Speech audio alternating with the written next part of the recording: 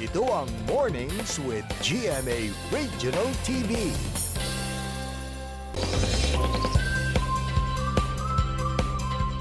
A promising Kapuso heartthrob is joining us today in Biztalk. He joined the 7th season of GMA Network's original reality-based Artista Search Starstruck in 2019. Though he was eliminated early, he continues to shine and starts to make a name for himself. Mga Kapuso, please welcome one of GMA's new breed of talented artists, Gelo Alagban! Masantos, chika mo San Gelo, and welcome to Mornings with GMA Regional TV! Good morning po, Miss Ara. Nako, unang-una sa lahat, Gelo, maraming salamat sa iyong oras, ha? Kamusta ka at ang iyong pamilya? Ito po, sobrang good morning ngayon kasi naging guest ako ninyo. And as of now po, I'm just working out. I'm staying fit as I can. Pero nga ito ha, ang Starstruck Season 7 ang nagbigay daan sa'yo para pasukin ang pag-aartista. Gelo, magbalik tanaw tayo ha sa mga pinagdaanan mo during the competition. Ano ang nag-udyok sa'yo para sumali sa Starstruck?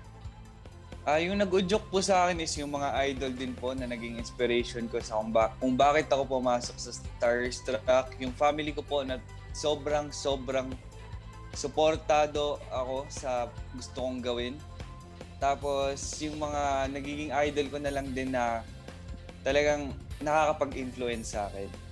Based on your experience in Starstruck, what do you feel is more important for an actor? Talent or training?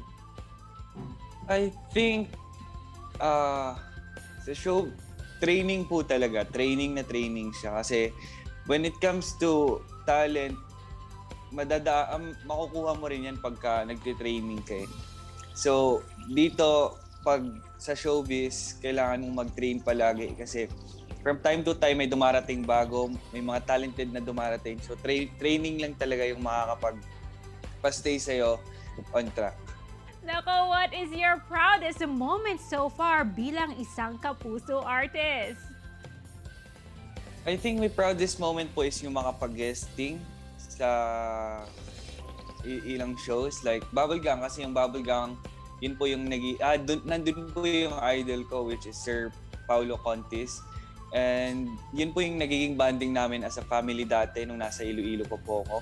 Palaging kaming nanonood ng Bubblegum and to be a part of them as a supporting role lang is a big part na rin sa akin kasi yun yung hobby namin as a family back there in Iloilo. Wow naman! So what do you hope to accomplish this year, 2021, bilang artista? I think it's more projects talaga. I want to accomplish a better body, a better version of me. Gustong-gusto ko pang mag-grow sa showbiz. So patuloy akong nag-auditions sa shows, nagtitraining, at lahat. At ginagawa ko para mag-grow ako dito.